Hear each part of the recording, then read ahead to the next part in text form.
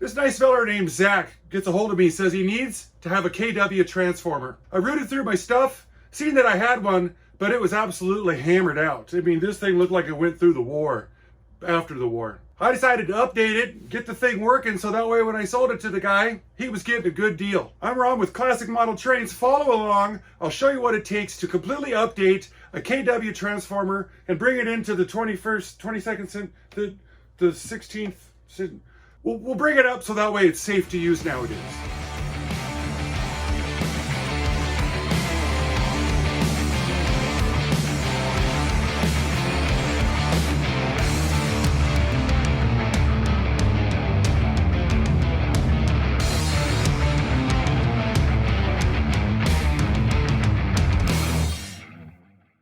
There's 5 things that you really need to do to update one of these transformers to make them better. First thing you want to do is replace the electrical cord that you plug into the wall. They get hard and brittle over time. The insulation cracks off of them.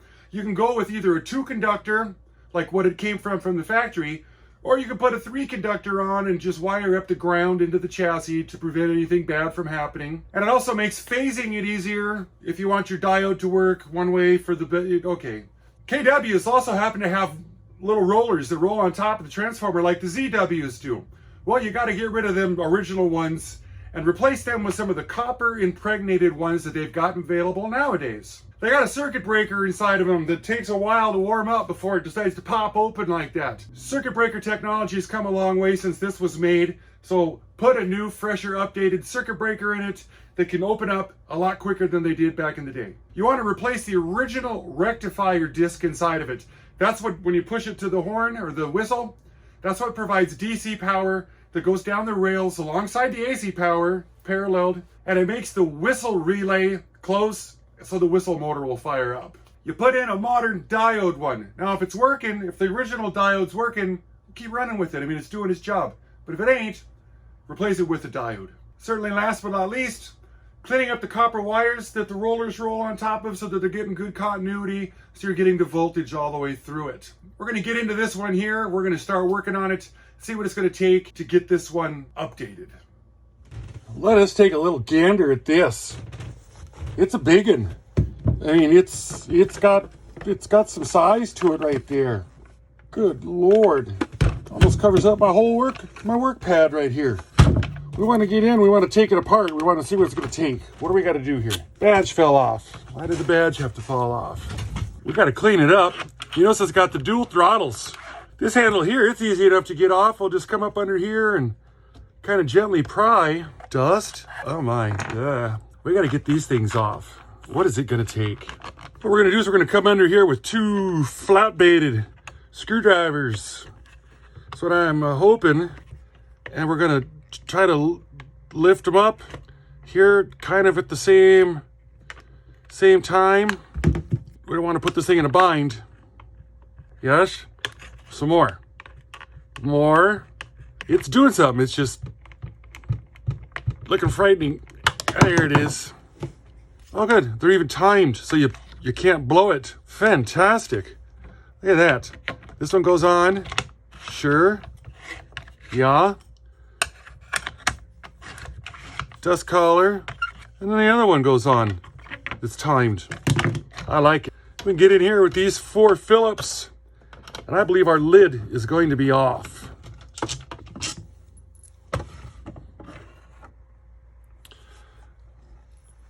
Yeah, look at that. You twist this,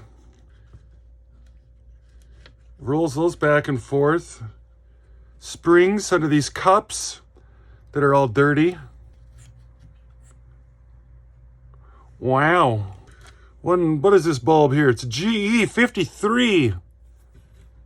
Let's cast our peepers on this thing right here just a bit. Here you can see the rollers moving back and forth on top of the transformer there. Power cord coming in the back. These big buggers right here, I can see they've got just a little bit of a twist to them. Straighten these out because we want to be able to lift this up and get this off. They're just twisted just the tiniest bit.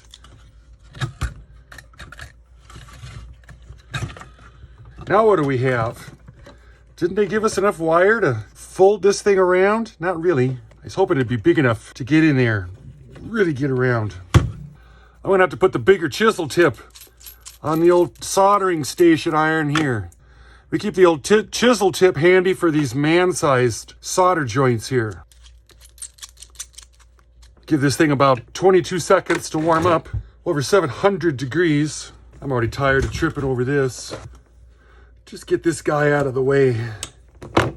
It's not in bad shape, but we want it one better. I want to get this wire here off. And I want to get this one off.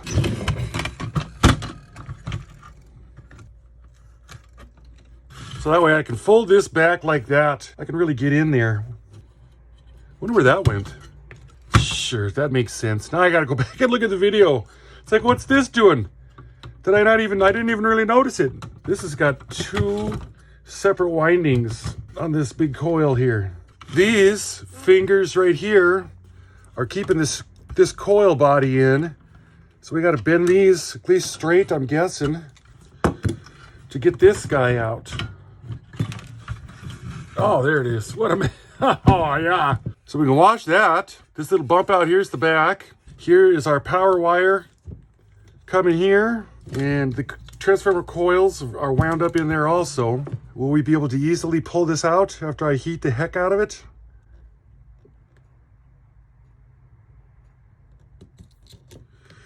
Sure.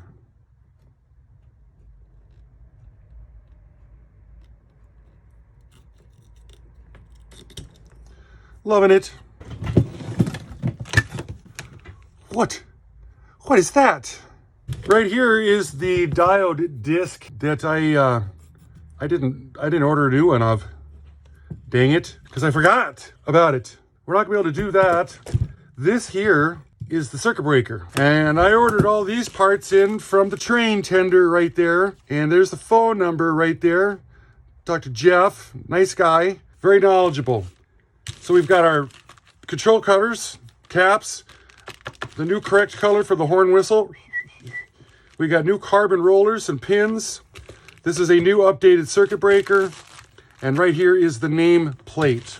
Everything but the diode, which would go right there. Here's our new extension cord. Lionel reproduction, branded. This was sitting like this. This is gonna come in through the back. And what they did is they tied a knot in it to work as a strain relief.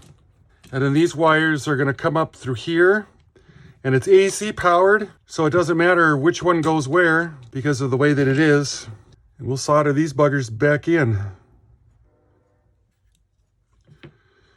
Second one, let me give a little more over here to this. I'm not too happy with this. Cut those off. Try not to catch one in your eye. I'll shorten up this strain relief just some. Okay. What can we do to clean up this right here? Fiberglass pencil. I just want to get all the old carbon off.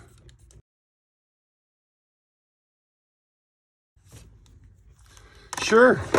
Oh, these things keep falling out. I don't know where they come from. Well, we had to dig out the instruction manual right here. I ordered up one of these, which you can also get from the train tender. And it's like dirt cheap. $7, $12. I don't know. It was very, very inexpensive. Oh, man. I just put a thumbprint on it. So I'm eyeballing these things, trying to figure out where these go, because they just kept falling out.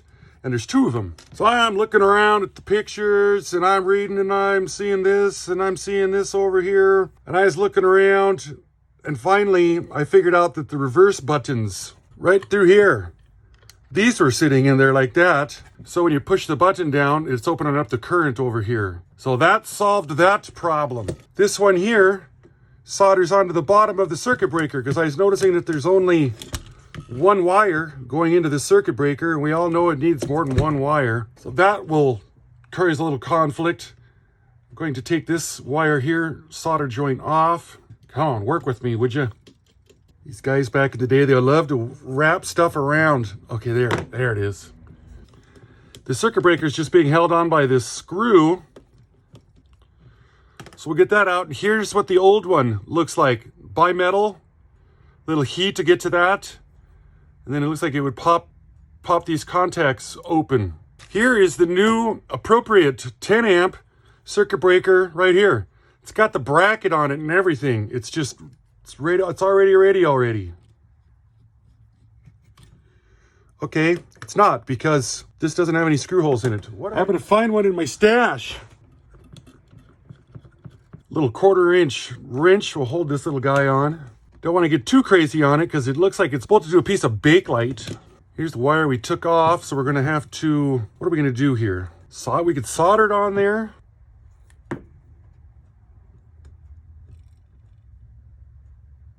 So we got the power cord in, circuit breaker in. I guess it's time to start washing this stuff up so we can kind of start reassembling it. It's hard to work on it when it's like this. A lot of dirt up in this area here. The rest of it's not that bad. I just put soapy water in a bottle now. I find that easier, so I can just spray it on and then go back to working on it.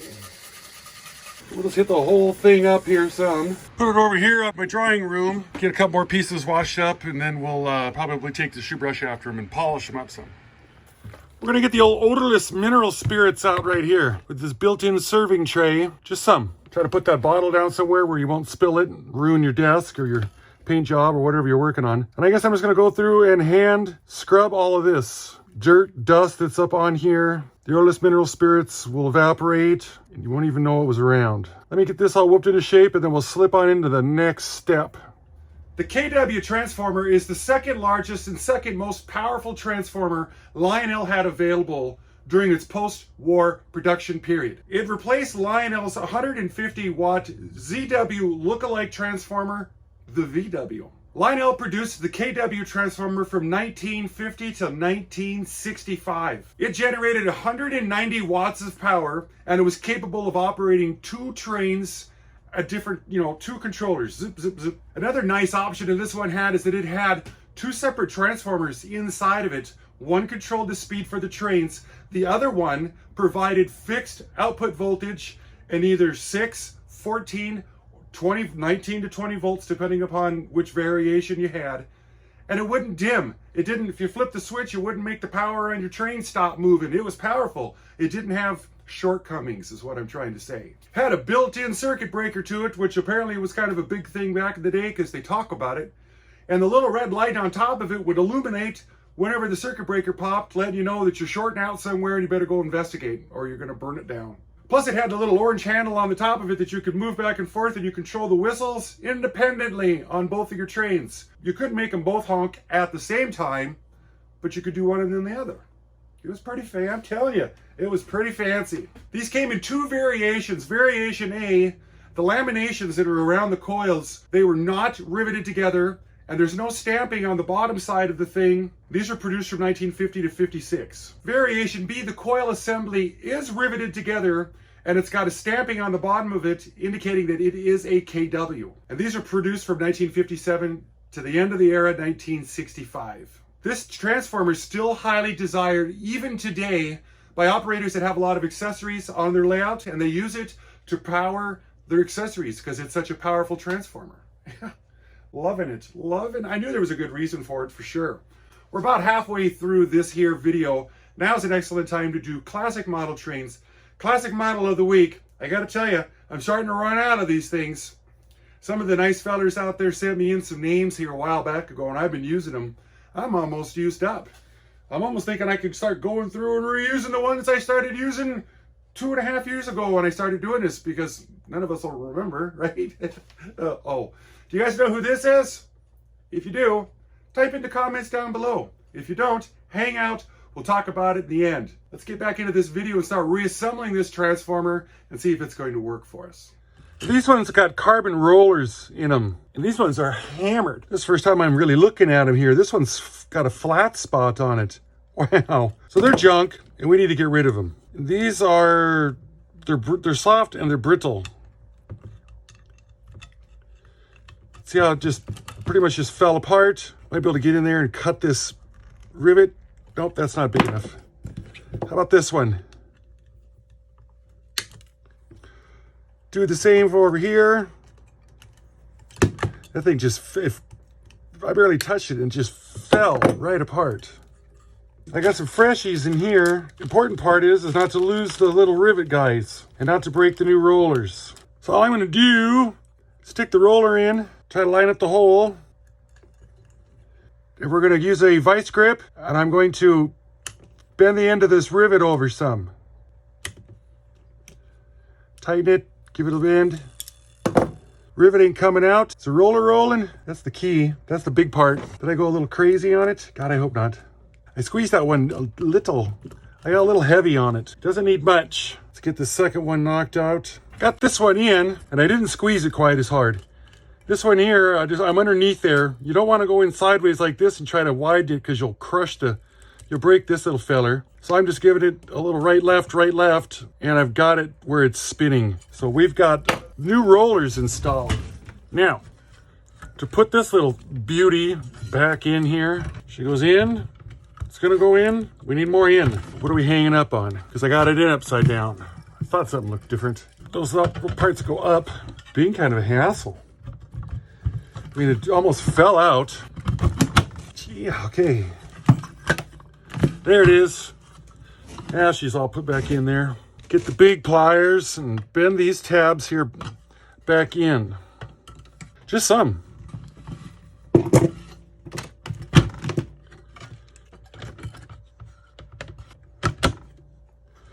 That would go on like this, sure.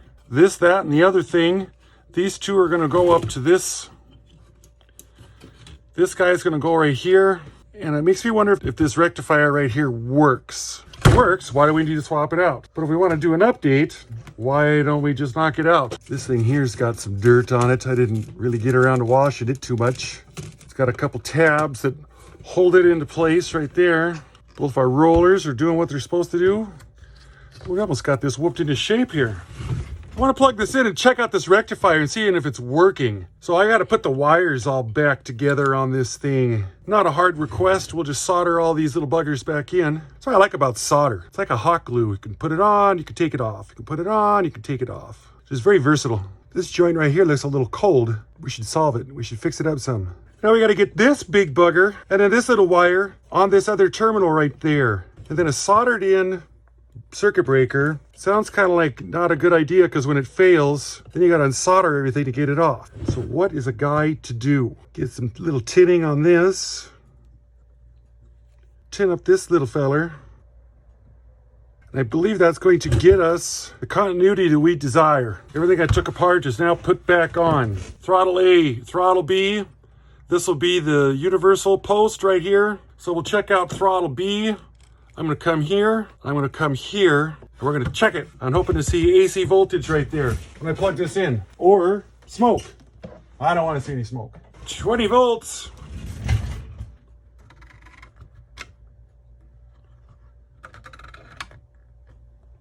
All right, well, I thought that end was park and this end was full, but apparently it ain't. So I'm happy with that. Now, if I put this to DC, and if I go like this,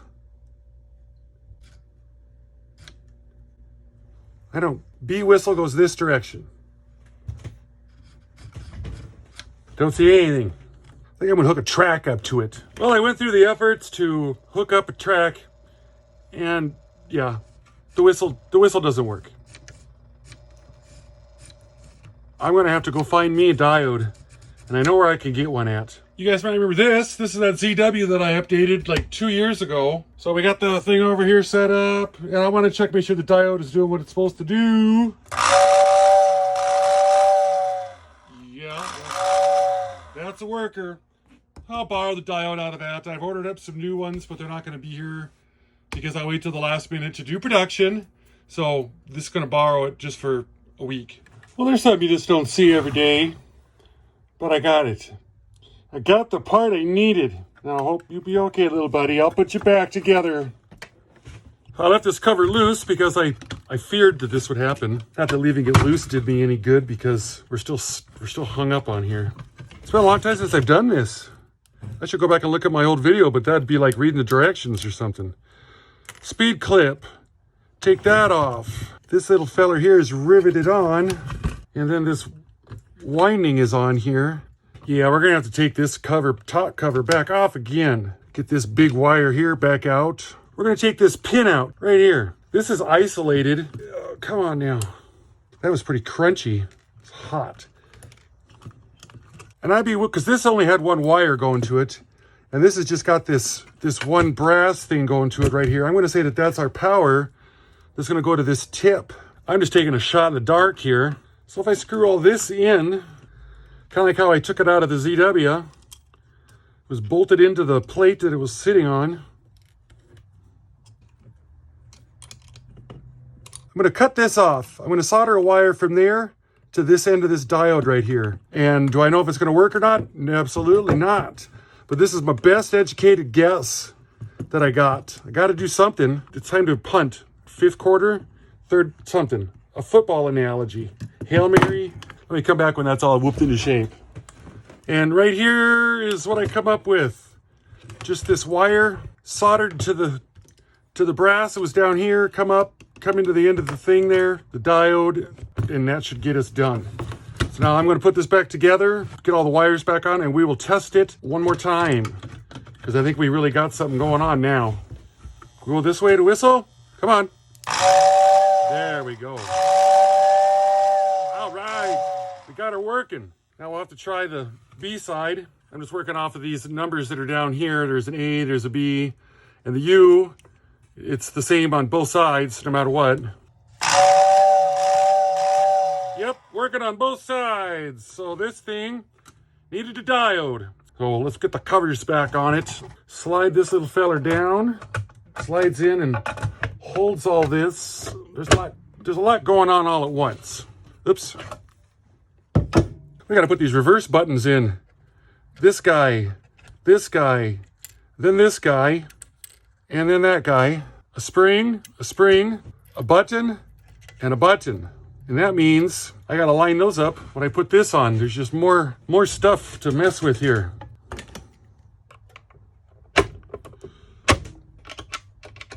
Sure, okay. 4 screws, and the 4th. Snug them up, but don't get crazy on it. Screw our pilot cover in. This guy, he goes over on this side. And then this one.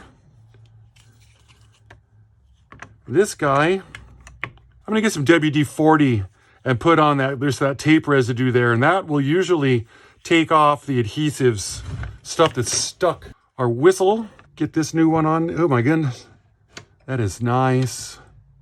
Sticks out, goodness. Here's our new A and B's. I wasn't paying attention to which one's what. Plus somebody glued these in the first time with way too much glue. So there's glue debris all over the place in here. Well, I'm gonna say A is over on this side, so that's gonna be the A. And the other one will be the B control. Sure, ooh, this is gonna look good. We're just gonna put some on this, on this.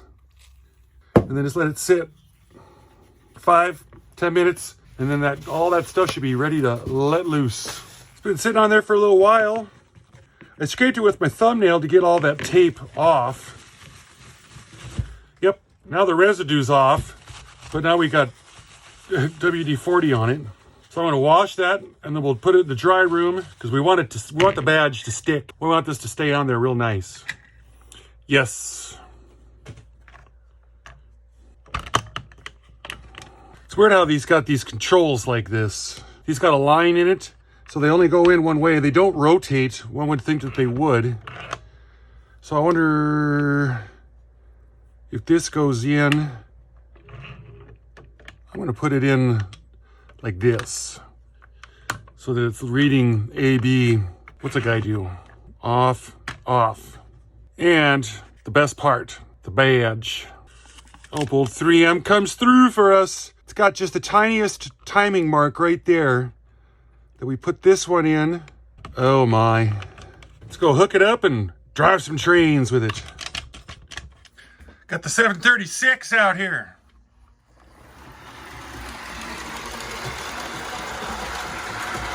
Wish I had a longer. That button works. How about this one?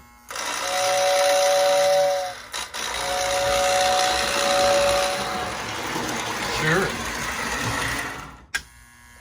This is on the A side.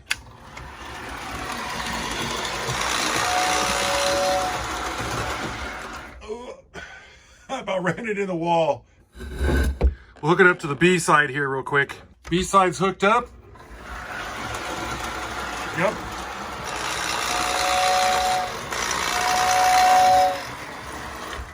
Loving it. I'd like to try something though. This is an old whistle tender right here. Post-war stuff. This one is an MPC that's got the talking in it.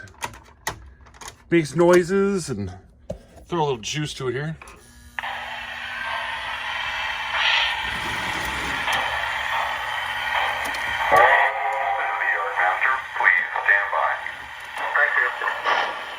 Can you believe it?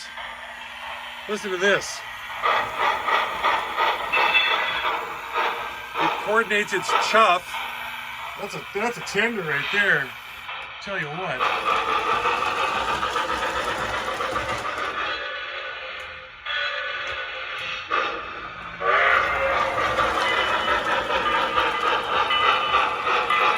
So we got the bell.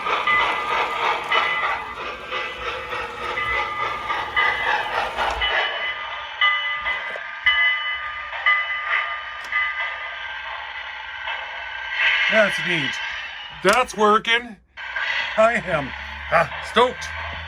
Earlier I was using a digital voltmeter to try to determine the DC output of the diode or the rectifier disc. Now that we got the new diode inside this, I can show you what's going on. First we'll go back to the AC mode, and as I turn this up, you'll see that we get AC on the track. Hear the hum? Now I'm going to hit this to DC. We have 0 DC on the track.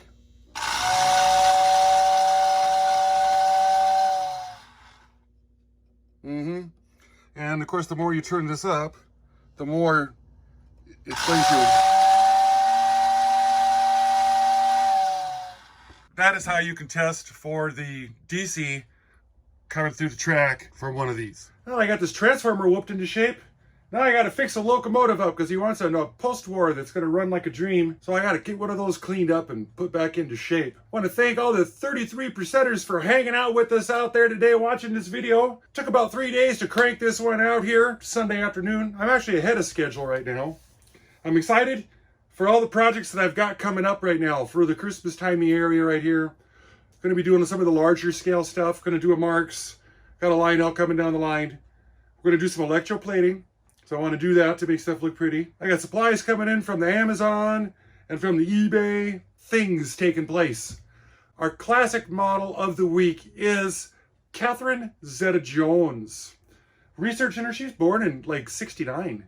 I'm older than her. If you're over 25 years old, you're classic, right? That's how it is in car world. So I want to thank all the channel members out there. We gained quite a few over here the last week.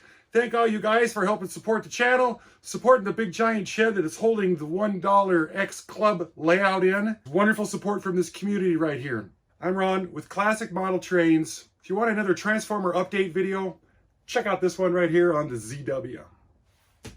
Bye-bye.